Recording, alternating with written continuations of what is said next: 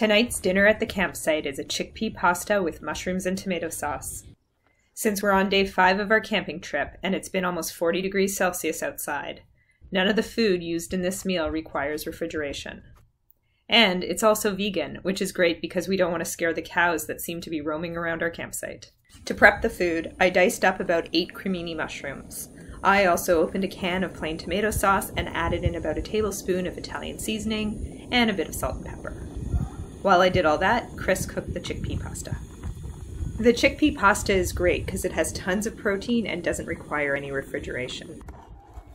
Once we cooked and drained the pasta, we added in the mushrooms and tomato sauce and mixed it all together. A bit more heating to cook the mushrooms and simmer everything together, and our meal was ready to go. Another quick and easy meal that we cooked in our micro camper kitchen.